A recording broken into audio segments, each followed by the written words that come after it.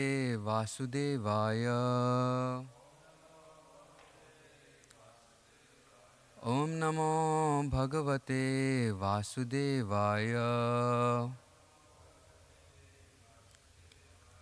Om Namo Bhagavate Vasudevaya.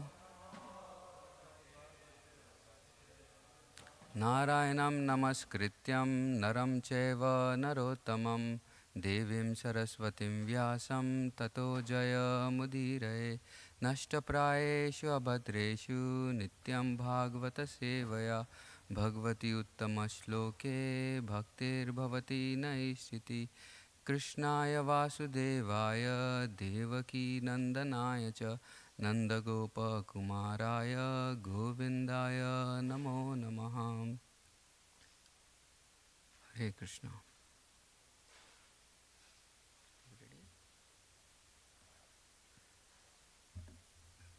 Okay, we are reading from Śrimad Bhāgavatam, 4th canto, chapter 9, Dhruva returns home, text number 41. Everyone has it on the phone, right? Till the time they work out too. Suniti Surichasya Mahishako Rukma Bhushite Aryushya Sibikam Sardham Uttama Abhija Jagmute Suniti Surichasya Mahishashu Rukma Bhushite Aryushya Sibikam Sardham Uttamam Abhijagmute. Please recite.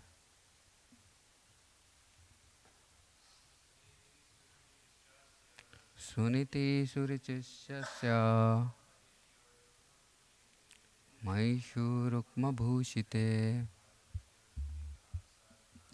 Aryushyam Sibikam Sardham Uttame Abhijagmatu. Suniti Surichasya Mahisho Rukma Bhushite Aryusha Sikibam Basardham Uttamam Abhijagamate. Suniti Surichasya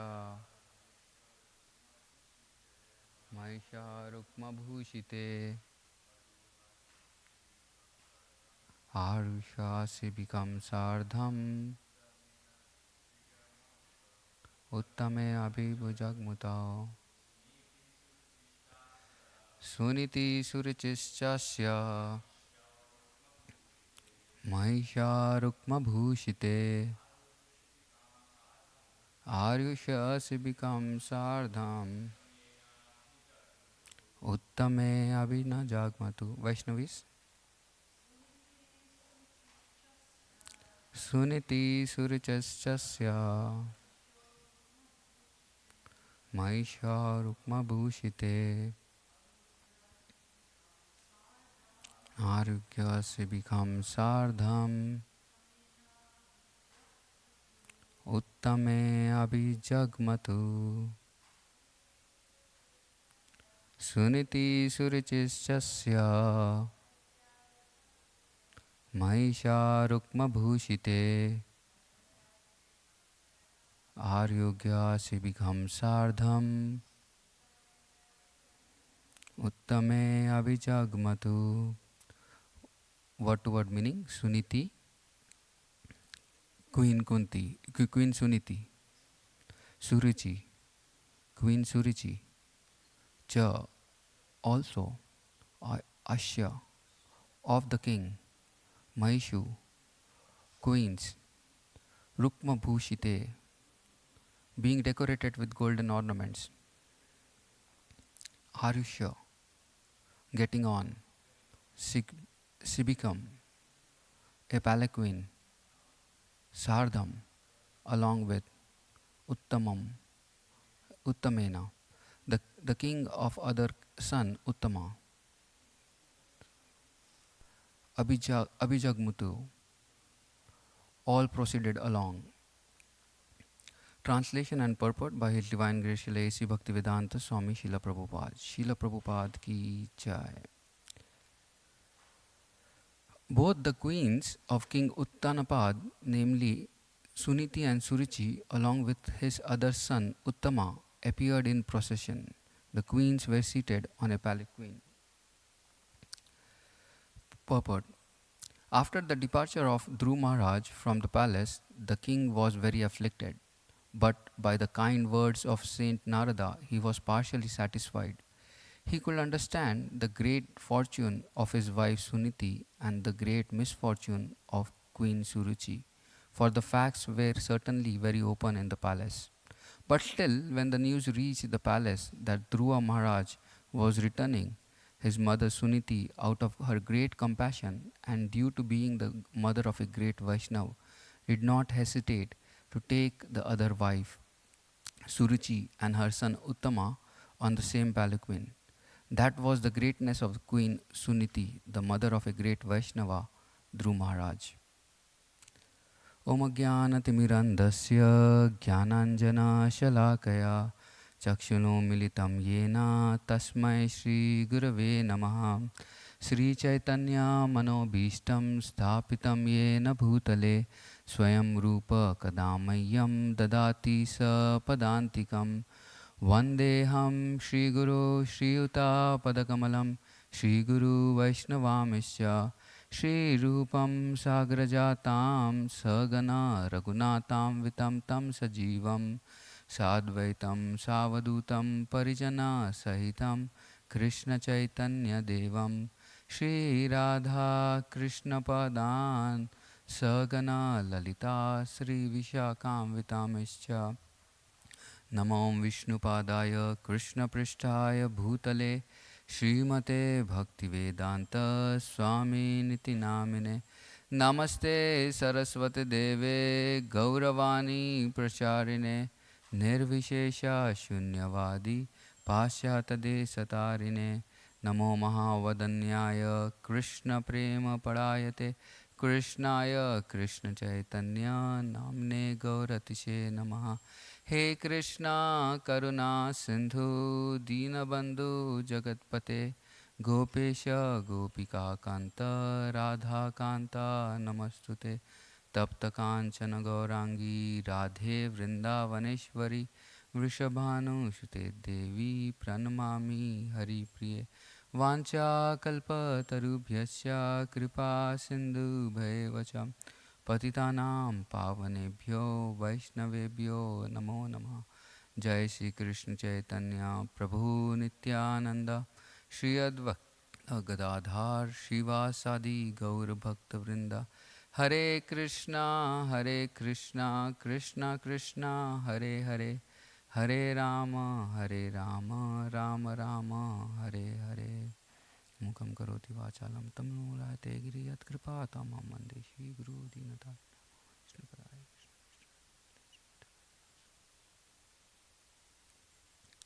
Hare Krishna. Hare Krishna. First of all, I like to seek blessings of all the devotees assembled here, especially Archita Prabhu, who is sitting inside. He has been asking me for a long time, when I'll be able to speak Śrimad Bhāgavatam, and by his mercy, I think I'm able to get this opportunity to serve Śrimad Bhāgavatam, all the devotees, So I'm very grateful to all the devotees here. We had such a wonderful festival recently, the Janmashtami festival and the Prabhupada Appearance Day and the Rath Yatra festival. That was like a special bonus for all of us. And it was such a great pleasure seeing that, so many of the devotees receiving such wonderful holy name, throughout the parade. That parade would have been just empty without making India glorious. It would have been displayed some other materialistic facts of India. But there was not a single thing which was displaying the spiritual aspect of India. And that parade where we took part, taking the Rath Yatra, was very, very special. So I felt great fortune that we got to celebrate Janmashtami, where thousands of people had come here, receiving the mercy of Sri Radha Govinda, or mercy of Srila Prabhupada, and especially the mercy of Jagannath, Baldev, Subhadra. Those who could not come here, for them Jagannath went outside to give the mercy. So it's a great fortune for us to take part in such wonderful festival. Just wanted to bring the recap of this section, what we are going through. We are going through the section where Dhruv Maharaj is returning home. And this chapter is a very big chapter in Śrimad Bhāgavatam. These couple of chapters are very, very big chapters. And in these chapters, initially the Dhruv Maharaj sees the Lord and feels ecstasy after performing his austerity for 6 months, and within 6 months he is able to see the Lord, Supreme Lord, face to face. As soon as he sees the Supreme Lord, there's so much ecstasy that he has generated within his body and within his mind and heart that he could not speak, and the Lord himself had to bless him by keeping his hand, by blessing him with the conch shell upon his forehead. So, after receiving the blessings of the Lord, Dhruv Maharaj starts offering such wonderful prayers to the Supreme Lord. And after offering the prayers, the Lord reciprocates and responds to his prayers, giving him a lot of benedictions, and telling him that in this world you will receive. In this world you will receive not just material benefits, but as well as spiritual benefit. At the end of the life, you will come back to Dhruva Loka, and for 36,000 years you will rule this earth as the king, and you will have lot of success while ruling this kingdom. There will be no opposition to him, and it will be like a great wonderful achievement what Dhruv Maharaj wanted. In one way Dhruv Maharaj wanted that thing, but later, as soon as he sees the Lord, there is great amount of lamentation in his heart that I asked for material things. And because of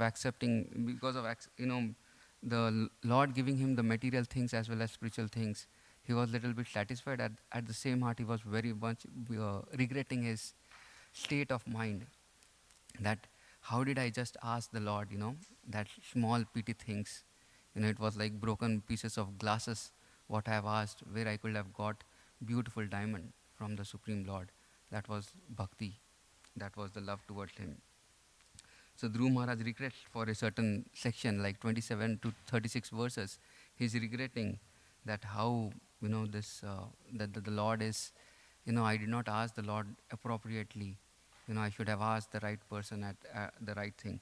He tells in one of the verses that, when we go to a king and, you just go and ask some small petty things like the paddy of rice paddy.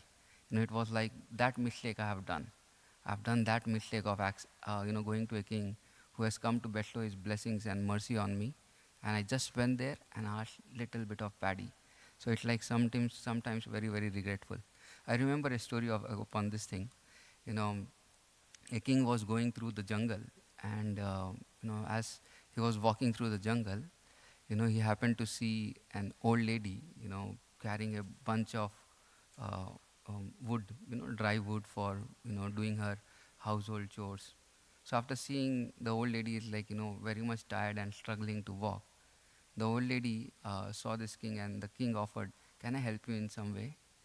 And the old lady, seeing that the king is there, and he's a big man, what he will do, but still, just for asking sake, she asked, "Okay, can you just help me lifting this sack of wood and placing from this shoulder to this shoulder?" So that was the mistake that, that was what Dhruv Maharaj was regretting, that, the king had come, he would have asked anything, which the king would have provided, so that in the future, the old lady would never have to carry the wood, or, he would have brought her a very nice house and other stuff like that. But still, the old lady just asked that, can you just change my burden from this shoulder to the other shoulder. So this is something which is lamentable, that, we are not, Dhruv Maharaj was lamenting that he was asking all material things. And now in this section, from verse number 37 to 53, is the reception of Dhruv Maharaj. How Dhruv Maharaj is welcomed back in his kingdom. Uttanapad comes to know that, Dhruv Maharaj is returning back, and he's so jubilant. He's so happy that, he'll be receiving his son. In fact, in one of the purpose, Prabhupada tells very clearly that, Uttanapad was considering that Dhruv Maharaj might have died, because not a single child will have lived in the palace, live in the forest alive. And after 6 months, he's coming to hear about Dhruv Maharaj. In fact, Narad Muni comes and gives the news before, but then he's so happy that, he's rewarding the messenger with great amount of jewels and other things like that. So here we see in today's verse, we see the greatness of Queen Suniti, how Suniti has welcomed, Surichi and Surichi and his son Uttama. It was like her greatness, that is the greatness of Queen Suniti. We see the same thing happening, if we take the incident happening in Ramayana also. Ramayana, what had happened? It was like Kaikai has caused a great amount of commotion. And it was like such a great commotion in the palace when the Lord Ram was about to become the king. Kaikai asked for the boons and asked Ram to return to the forest, asked Ram to be banished to the forest for 14 years. And for 14 years, no one will remember that Bharat Maharaj should be made the king. And after 14 years, no one will remember Lord Ram. That was the, thought process of Kaikai. That at least for 14 years, if Ram doesn't appear, no one will remember. After 14 years is a big time, no one remembers what has happened, who is there or who is not there. But then everyone had great affection and love towards Lord Ram, and everyone was so remorseful when Lord Ram left. And the effect was so different. When when Bharat Maharaj comes and begs forgiveness from Kaushalya, from Vishwamitra Muni and others, he tells that I was not at all the cause, but Kaikai had that plan, and I was never part of that plan to, take the kingdom or anything like that. But then, when it came that, when she was brought to Lord Ram, and how did Lord Ram and Kaushalya, they encouraged, and they had that, they had the same heart of welcoming Kaikai back in the same entourage, So it was like a great Vaishnavas, they have that very compassionate nature, that they are not resentful for the mistakes done by different living entities or the living entities around. So this is one of the greatest principles what we see, that when there is resentment in the heart, it causes great amount of pain, that we cannot just accept the person very easily. When the person has committed great amount of mistakes towards us or towards our close relatives or friends, it becomes like quite a amount of resentfulness. What happens when one is when one is in this state of resentment, what happens is he's stuck in the past. He just cannot move ahead.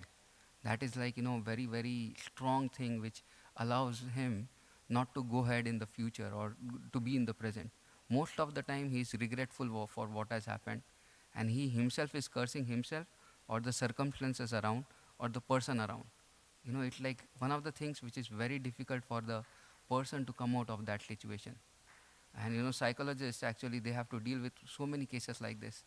When something happens bad by a person, like if a person has, by mistake has committed or driving, and he has just fallen asleep, and that became a great and at the same moment he happened to meet an accident, and in that accident some other person is injured or lost his life, and this person is saved, and the person who caused that accident is saved. He will be so much into pain, actually so much into guilt, that he just cannot overcome. And that thing is very, very difficult for sometimes. And this is what actually Suniti has gone through, the same situation. Surichi has just not caused pain to her, but caused pain to his son actually. It's like such a painful thing for a mother to see that his son has been given injustice, or his son has been treated, ill-treated. So this is like great amount of pain actually for the living entity. So when one is resentment, one is in that state, he gets stuck in the past, and then there is focus only on the self. Sometimes the focus is on the self only, that why that person has done this thing to me. No, he doesn't think about the other situation or other things like that. And it drains the energy like anything. The energy goes down like anything. For him to be positive in the life becomes very, very difficult.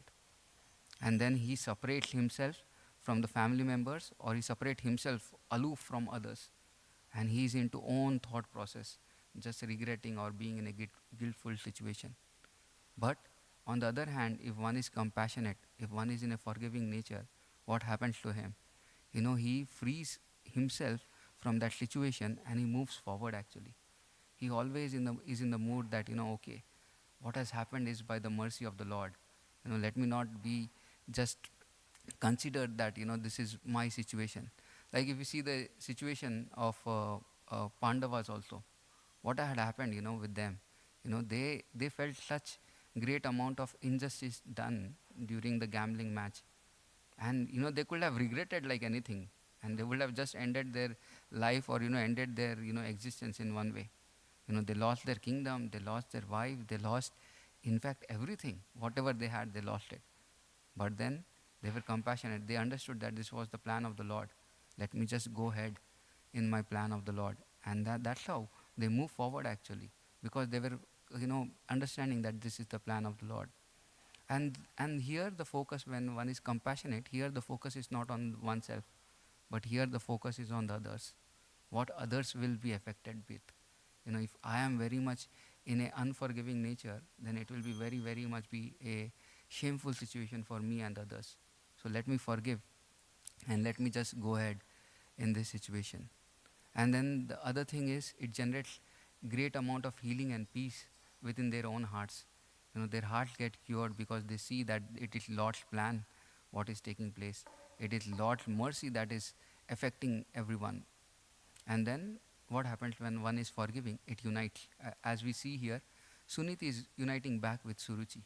What great compassion that is. What great amount of forgiving nature that is. So this is like something which we can always learn from Mother Suniti, how she was forgiving and how she expressed her compassionate nature. Other thing I just wanted to bring to this notice, we are welcoming Dhruv Maharaj back in the kingdom. And welcoming Dhruv Maharaj, it's like welcoming the devotees and the Lord has always been a great amount of joy in Śrimad Bhāgavatam whenever the section comes. In the first canto, when Lord Krishna is welcomed back in Dwarka, what kind of jubilation was there? What kind of happiness was there? Lord had gone to Hastinapur and he stayed there for almost for a long time. And everyone was feeling such separation from the Lord. And as soon as the Lord, as soon as they saw that the Lord is coming, that Lord Krishna is entering back in Dwarka, everyone became so happy. Everyone was so accepting the Lord within their heart and welcoming the Lord in Dwarka. So it's always a great amount of joy when we see, that the Lord is getting welcomed. In fact, we see, the Pandavas also welcoming Krishna when he came to Hastinapur. Again, it was like, Bhishma sees that the Lord of the, all their visions are very, very different. Everyone sees the Lord in different ways. Bhishma sees the Lord and he offers prayers to him. The mood is, that they constantly wanting to serve the Lord. Yudhishthir Maharaj and others, they offered respect to him. Arjuna, offered respect to Krishna, by paying obeisances and being very friendly. And whereas Nakul and Sahadev, they were very emotionally touched and they paid obeisances to Krishna. So that's how they welcomed Krishna. In fact, we see this welcoming thing is such an important thing. We see how Krishna welcomes Sudama. He himself has set in such a beautiful criteria that any guest comes, he has to be welcomed with a great amount of joy, a great amount of love. In fact, we see whenever Srila Prabhupada was traveling around in the world, how did the devotees welcomed Prabhupada? That was like a big ceremony in oneself, that we are welcoming Srila Prabhupada back to the place, he's traveling from here to San Francisco. What kind of welcome was that? Everyone was standing in the airport, welcoming Srila Prabhupada with such a beautiful kirtan, ecstatic kirtan. Everyone had a rose and garlands for Srila Prabhupada. That kind of welcome is like so wonderful. When people see, they are also so astonished that who is coming? Sometimes I have heard, few pastimes where, people are walking by and they're waiting, is it the welcome for me? And they feel, no, no, it's not for me, I doesn't know anyone. And they see that, Srila Prabhupada is walking behind. And some people who are behind Prabhupada, they see what kind of welcome that is happening. So that amount of, that brings great amount of joy among the devotees when they are welcoming the Lord and his representatives and his pure devotees. And we see, Srila Prabhupada has emphasized so much. In fact, one of the greatest welcomes what we had seen is back in India, as Ram Rai Prabhu was yesterday telling that there were tears in the eyes of the Indians when they saw that, we were ruled by Britishers for a long time. And now Srila Prabhupada is coming, and he's coming with his dancing white elephants. And wherever Prabhupada had traveled, Srila Prabhupada had traveled in India during that time, it was such a great welcome. Especially Surat was like, is such a great welcome, it's like, everyone is overwhelmed, that everyone is garlanded up to the neck.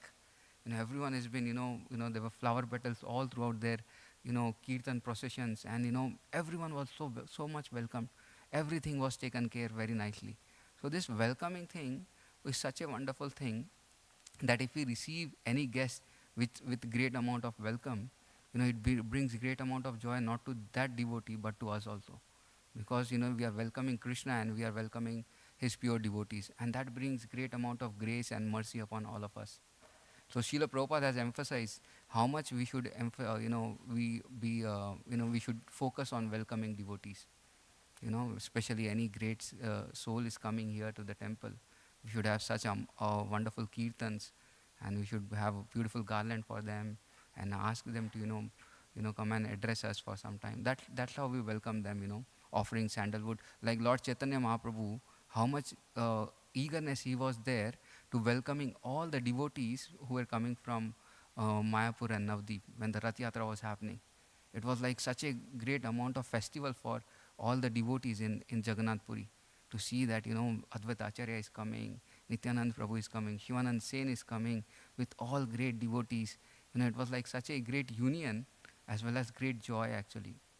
So here also Dhruv Maharaj is going to be welcomed here. And what great amount of joy it's bringing to not just to the king, but it's bringing great amount of joy to her mother Suniti as well as Suruchi and Uttama. So this welcoming thing is such a wonderful thing. In fact, whenever any guests come, if we just give them very beautiful words or just welcome them with small little prasad, that makes their heart so much moved. Yesterday I was walking by, walking upstairs, and this one person had just come, and one of the receptionists, he asked, Prabhu, can you just speak to him for a couple of minutes? And I happened to speak to him, and he was like so much inquisitive about understanding the spiritual aspect of what is happening here. He wanted to do he wanted to take some training in some spiritual training, stay at some temple or some monastery and see the life of a monk. I told you came to the right time, because we are going to have a Be a Monk challenge within a couple of weeks. And you came at the right time. So I invited him again, and he happened to take nice books with him, and then I gave him some beautiful little bit of prasad, whatever was there. And he was so happy, so touched that someone received him. So when we have that mood of receiving a guest, what happens is it becomes like a great amount of joy that we are receiving the guest of Radha Govinda here in the temple. And we are like his servants. So our duty always is to receive properly all the guests who are coming and visiting Radha Govinda. And the moment we receive them, Radha Govinda becomes very happy that we are taking care of his guest. And we receive special blessings on that occasion. So this was one aspect of what I was thinking of speaking. And then the other aspect of forgiving nature, this forgiveness, if the forgiveness nature is not there, then it becomes like a great amount of pain in our heart. I remember a story how if we are, keeping our hatred or envy or, resentment in our heart, what happens? One time what had happened was, in a school, there was this teacher who was seeing that there was a lot of, she wanted to teach a very beautiful lesson to his students. And she saw that many students were not liking each other, and there was like bit amount of hatred, envy, jealousy among the students. So she was very intelligent teacher. She told all the students that, tomorrow you should get, you know, a dozen of, uh, 1 dozen of tomatoes. And everyone thought, okay, tomorrow we'll have some tomato feast, or, we'll cook something or something like that. So when everyone brought few tomatoes with them, everyone according to them, and the teacher asked, okay, take one tomato, and name that tomato with a person's name whom you don't like, or whom you hate, or whom you have jealousy, you have feelings of jealousy or envy towards that person. And some people had 1 tomato, they named it. Some had 3, some had 5, some had 7, some had 12, some had 20. So they borrowed few tomatoes from others, and they named all the tomatoes. And then the teacher asked at the end of the lesson, she asked that, okay, now the lesson is, now the thing is, you should carry all these tomatoes with you wherever you go. And they felt, okay, what is the thing, this is some homework what we can do. And the students started carrying tomatoes with them in a cover, and they were going all throughout the school, or all throughout the home, and other things like that. So after 3 days or so, the students started, some students started coming and telling the teacher, oh, these tomatoes are getting rotten, what we should do with this. Well, no, you have to carry it ahead, you have to keep carrying that tomatoes again. And after like 7 days, the students were like, wild. Well, we just cannot carry these tomatoes, you have to do something with these tomatoes. After a week, the tomatoes were like rotting, and they were smelling like anything. And those who had many tomatoes, for them the smell was like unbearable only. And they did not knew what teacher was going to do with these tomatoes, with these rotten tomatoes. They were having this thing. So after 10 days, the teacher called all the students back and asked them to bring the bags back. And they all brought the tomatoes bag, rotten tomato bags in the class. And then the teacher was explaining, see, now how do you feel after this 10 days of carrying these tomatoes? The students became like, oh, this is so disgustful. I just cannot carry these tomatoes at all. This is like some things, we just wanted to get rid of these tomatoes. We just don't want at all, to bring these tomatoes. And the teacher said, yes, this is just about the tomatoes, what you are feeling. But what is happening? You are carrying the same feelings in your heart. And what is your heart becoming like? Your heart is becoming more and more rotten. When you carry the envy, when you carry the resentment in your heart, when you carry, feelings of hatred, the heart becomes very, very unhealthy. And the heart becomes like a place where so many beautiful things can manifest. Now what is manifesting is, such envious, the heart is, getting diseased because of carrying this ill feeling towards others. So if we cannot bear the smell of the tomatoes for 10 days, then how can we bear the bitterness or the ill feelings about others in our heart for a long time? We just understand, these are like some thoughts. If we just think about, what is happening with our heart, then we will be shocked what is happening. So the teacher started explaining that the heart is a very beautiful garden actually, where we should, start regularly cleaning the unwanted weeds and unwanted seeds and unwanted things what are there in our heart. And it's more or less very, very important for us to forgive others. Forgiveness is very important. That makes the room for storing more and more good things in our heart. Unless we forgive, we are carrying the old, ill feelings and old resentments in our heart, old, ill injustice what has happened in our heart. It becomes like unbearable. The heart becomes very, very heavy. And then we cannot even sing the holy name very nicely. We cannot even chant or dance in the kirtan very nicely, because our heart is filled with so many different things. So heart becomes so, it's either you can get better or just become bitter. So what do you want to do? It's about yourself. You have to decide whether you have to get better, or you have to become more and more bitter. So the more you become bitter, it will be more painful for you and more painful for the devotees around, because they also get that feeling. They also can understand that there is something wrong happening within the heart. So forgiveness, there is this 3 F's. If we follow, it becomes very wonderful. One is forgive, other is forget, and other is be friendly with that person. That is like the formula, 3F formula for our heart to become very, very soft and very, very loving. If we don't forgive others, you know, we can see that, the super soul is there in the heart. The super soul is always there in the heart of others. And, it might be just by the circumstances that he might have ill-treated me, or he might have done that thing. So there was always a benefit of doubt which we can always give to the person, you know and it's always very, very important that, sometime or the other that person will surrender to the Supreme Lord, and the soul and the super soul will direct him to not do that again.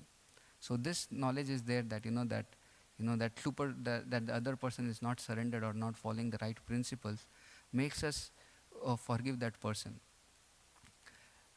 We never want to become overwhelmed by the anger like animals, which we can see nothing without discrimination. If we see there is no discrimination, if without discrimination we are not seeing that person with, then it becomes very difficult. The other thing, the way we forgive is we try to see the good in others. Bhakti Siddhanta Saraswati Thakur used to do that principle, used to act on that principle very nicely. Whenever there was a fight or there was some disagreement among the devotees, he used to call those two devotees and asked, they were asked in front of each other. They were standing in, they were asked to stand in front of each other, and what they were asked to do, they were asked to glorify each other. And it was so difficult actually. You don't want to see the face of that devotee, and now you have been asked to glorify that person. It's like very, very difficult. And sometimes we go through that thing, that even we just don't want to see the face, we just walk by that area. I have seen it, in ashram when we live, there is some disagreement, there is fight, there is cold wars, we don't speak to that devotee, we walk by that devotee, we don't serve that devotee. All these things happen. And it's like, it's very difficult actually for us to chant and other things like that. What to think that, we are standing with each other and glorifying each other. That is like something which is very, very difficult for us. And here Bhaktisiddhanta Saraswati Thakur asks that two devotees who are having such problems, that they should come and glorify. And that devotee starts thinking what good qualities he has. He doesn't have a single good quality. And he starts thinking that no, he should have something. So he starts with gross things. Oh, he wears very nice tilak. At least he wears very nice tilak. He dresses very nicely. Or sometimes he chants very nicely. He gives nice Bhāgavatam classes. That's how they start glorifying. And at the end of the glorification, both of them are glorifying each other like anything. And at the end they understand that, what they were fighting for, or what the, ill feelings they had towards each other were very, very insignificant. It's like we are, just taking the pebbles and, fighting for those pebbles. We are fighting for simple pebbles actually. So it's like some things we should always be looking forward that, we are looking for the good qualities in another person, that is rendering service to the Lord. How many living entities are coming and surrendering to the Supreme Lord? And, it's hardly very few. And among them also, if we start fighting, or if we have ill feelings towards each other, then it becomes a great amount of burden on our hearts, as we were discussing earlier. So being grateful and remembering that I have avoided a negative opinion about that person, and I will try to see the reality that I have 8.4 million brothers and sisters, only wrapped up in different dresses. One brother wears a dress of a squirrel, one brother wears a dress of a plant, and the third wears the dress of another living entity. The vision will help us to see everyone as the child of God, and remembering that the pure qualities of a great Vaishnava can help us to emulate the mood of, peaceful disposition, calmness and kindness. This is something which I had read it from Bhakti Tirth Maharaj thing, that how one should forgive. Without forgiving, it's very, very difficult actually. When unexpected situation comes our way, we should not find fault with the Lord or with the devotees around, sending the adversities. This is always happening. This is the nature of the material world, that there will be unexpected situations. There will be situations where we will be put in trouble, we will be tested. And these are the situations where we cannot, if we don't learn to forgive the situation, or we don't learn to forgive ourselves, or we don't learn to forgive others, then it's very, very difficult. And another thing what Bhaktivedanta Maharaj tells is, I have so many bad qualities. I have been doing so many mistakes. and others are tolerating. Others are tolerating whatever mistakes I am doing. So why not I tolerate, and why not I forgive others, who are, committing mistakes. So it's on our side how we see, how we see these situations. So mean-minded people cannot tolerate flourishing conditions of others, and thus they utter harsh and piercing words to cause pain to them. Such people are already killed by providence due to the anxiety and envy in their hearts. There is no need to take revenge. This is what like Suniti was also thinking. In fact, in this situation also, what had happened was, Mother, Lord Vishnu, when he is, giving benedictions to Dhruva Maharaj, he explains what will happen to Uttama, that Uttama will be killed in the forest when he's going for hunting, will be bitten by a snake. And then what will happen? The mother, Suruchi, she goes for searching for him. And there will be a forest fire, and in that forest fire, she will be devoured. She will lose her life. So, the Lord himself is arranging that providence, that, providence himself will take that revenge actually. We need not act actually. The only thing is we can always pray for the living entity to come out of that situation. That is a compassionate nature of a Vaishnava. That even if the person is causing pain, we are praying for him. Today morning while I was dressing Radha Govinda, I was hearing the lecture about Haridas Thakur, and how much Haridas Thakur was praying, when he was getting beaten at the 22 marketplaces, for the soldiers. He was praying literally. Literally he was praying, and he was showing such compassionate nature for the soldiers that the soldiers were feeling pitiful upon themselves. Ki bole, what kind of service I am doing for the king. I am trying to kill a person, saintly person. And they were not able to kill the saintly person. They were not able to kill Haridas Thakur. And at the end, it's like, they pray very wonderfully to Haridas Thakur that, oh Haridas, no one has ever, lived for more than 3 to 4 marketplaces. And how is it that, you are able to still live when we have executed the orders of the king for 22 marketplaces? We feel that, there is something which is always protecting you. And we feel that, now because we are not able to kill you, the king will kill us. And, Haridas Thakur felt, okay, my living is causing a problem for you, let me die. And immediately he goes into samadhi, he falls down. And he's just lying there around on the street. And the soldiers and, everyone, they become, joyful. Not joyful in the sense, they feel, that, okay, I have done my duty. And they immediately reported to the king that the Haridas Thakur has left. And there is a dispute among the Qazis and the Hindus, that what will happen to the body, the dead body of Haridas. The Hindus don't want to burn because he's not a Hindu, and the Qazis don't want to bury him because, if we bury him, he will attain heaven. So we don't want to bury. And finally they come to a conclusion that we will throw Haridas Thakur's body in the Ganges, tying with stones. And they do that. And eventually what happens? Haridas Thakur just walks up, coming out of the samadhi. He walks up straight, comes out of the river, Ganges river, and then what he does? He walks straight to the king, and he shows up. And everyone is so astonished that, he's come back to the king actually. And the king feels that this is the power of a saintly person, that we have done a great amount of, injustice towards this personality. And this is where actually Haridas Thakur shows great amount of forgiveness for everyone. He forgave, Ramchandra Khan. Ramchandra Khan was ready to, destroy his name and fame by sending the prostitute.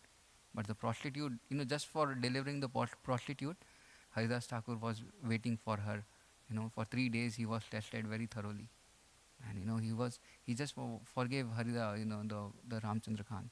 So a Vaishnava is paradukha dukhi. He is always in the mood of becoming distressed when we see any condition of the life. He is distressed to see others in a distressful condition.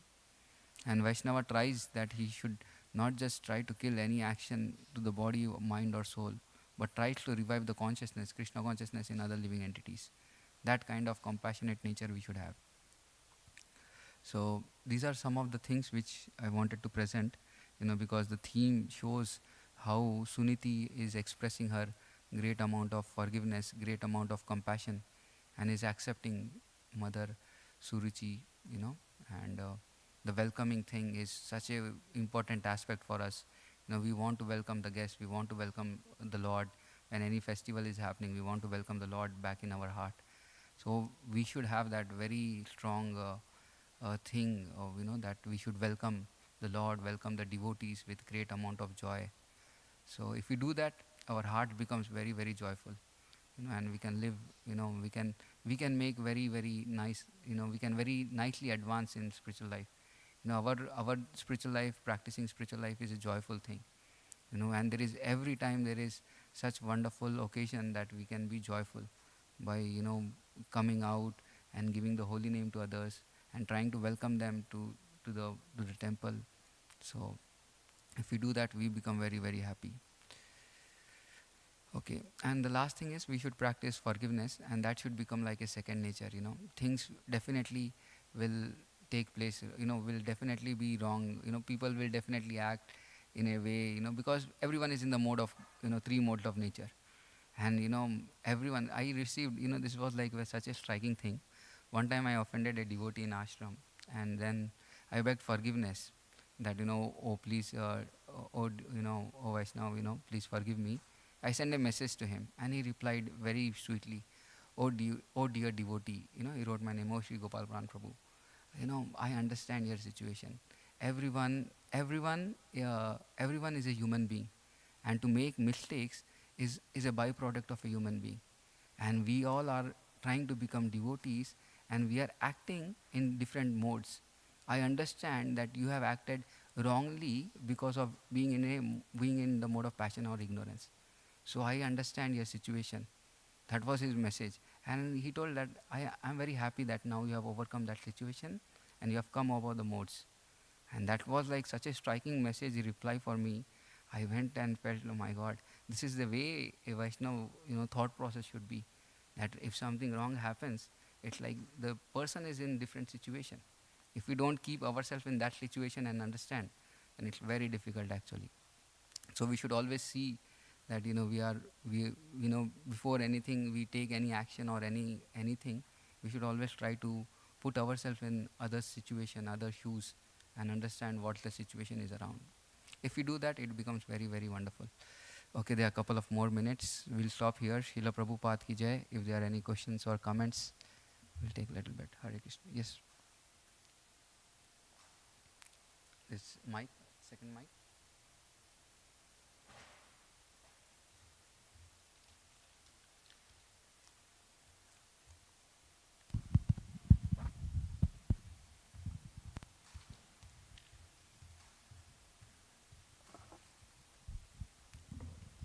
Hare Krishna. Hare Krishna. I was really appreciating your point about the lesson that the teacher was giving, particularly as a teacher myself. I don't know that I would do that, but it'd be an interesting activity. It was reminding me of this Hawaiian prayer called Ho'oponopono. Basically, if I can remember it right, it goes, I'm sorry, please forgive me, I love you, thank you. So there's 4 different parts. And in different situations, I've always done this activity, or this prayer rather. And in some ways you write down, all the names of people who've offended you, who you believe have offended you. And then on the back side of the paper, you write all the people you believe you've offended. So in that way, not only do we understand that,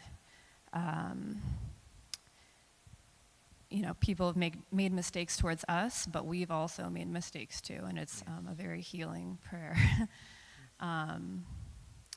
The other point I was thinking of was someone once told me sometimes people can make mistakes. It's almost like, and they refer to it as kind of like a baby or a child or something. Like if a baby or a child makes a mistake, are you going to be really, really angry about it, or are you going to be like forgiving? You're going to be forgiving because they just don't know better, So in that way, similarly to kind of what you were saying, sometimes people just don't know better, and we also just have to have compassion in that way. Yes. there's this session where Gopal Prabhu I was hearing earlier, and then he takes a session almost for 8 hours on the this forgiveness, and he makes people call them whom they are carrying this, you know, whom they have feel that there's broken relationships, or they're carrying some feelings towards them which is very very negative, and he makes them call during the seminar, and people start crying when they call them, that I have done this thing wrong for you, please forgive me. Just a small thing from us forgiving it's like very very wonderful thing. There was one very beautiful thing I am remembering after you told also, is about how people carry ill feelings towards till the end of the life. There's this small video which I had seen, and in that video there is this is in what is that place? Kashi. Kashi is a place where people come to leave the bodies. That is the place where Lord Shiva chants the name of Lord Ram. So many Indians actually they have that feeling that wherever I should be at the end is to go to Kashi and leave that body. So that is considered that once who is traveling to Kashi, they will not return back. So many people, there is a ashram there or a guest house. In that guest house you can just book a room for 15 days only. So 15 days means in 15 days the person is about to leave the body. That is his consciousness. So he's coming prepared, and that person, most of the time those who people come, they are the people who are ready to leave the bodies, and and at the a person was interviewing such persons to understand what is the consciousness or what is the mentality of such personalities, and he tells that most of the people who come here, they are like crying for what? They have not forgiven their own relatives or friends or very close members of the family, and that is something which they regret till the end of the life. And he tells this is such a painful thing for them. One time there was a person who wanted to leave. He knew that he will leave his body, so he just sent a letter to his brother that can you please come. He, after 30 years they are speaking, and he just sends a letter that can you please come, I'm about to leave, and he sends the letter. And this person, he comes, both the brothers are just meeting each other for the last time, and both of them are asking forgiveness to each other, and they start crying. And by the time both of them are crying, this person, the other person who is about to leave body, he leaves the body and go. So this is what, if we don't forgive, we are carrying that feelings till the end of the life, and the heart becomes so heavy, so heavy. So it's like very important, as he was telling, we just write the names, we forgive the people around whom we are living with. If we don't do that, we are carrying that unnecessary burden for a very long time. So it's very, very important. Yes. And I just wanted to add one more point too, like in terms of forgiveness. Prayer is very powerful, even if we can't actually in that moment forgive or can't physically approach that person. Obviously boundaries are important as well. I was always taught to just pray for them. Yes. And it's in that way a lot of gratitude develops, and forgiveness kind of just over time naturally happens. It might take a long time, but it's you pray for them. Yes, that's the best thing. At least we start praying for them, and if it is possible, we go and ask forgiveness in person. If it is possible, that should be always be done. The more we go and do that thing, then we are not holding that thing. And it just, our principle is to follow the principle of Srinad api sunichena taror api sahishuna. If we just become little humble and go in the front of different Vaishnavas and different living entities whom we have, done mistake with, and we just forgive, that becomes like a very, very simple thing. But our egos sometimes have become so big that it just doesn't allow us to go and speak anything. So it's something like we should work on that thing. And I myself am telling, it's sometimes very, very difficult. Though I'm speaking the philosophy, it's easy to speak, but when it comes to practice, it's the most challenging thing. Because forgiveness, for forgiving nature, you need to have a grateful heart actually. If you have a grateful heart, then we can do that thing. Okay, it's already 9:10. let us end here. Srila Prabhupada ki jai, Samved Gaur Bhakta Vrind ki jai, Nitai Gaur Premanande, Hari Hari Bol. Jai. Srila Prabhupada ki jai.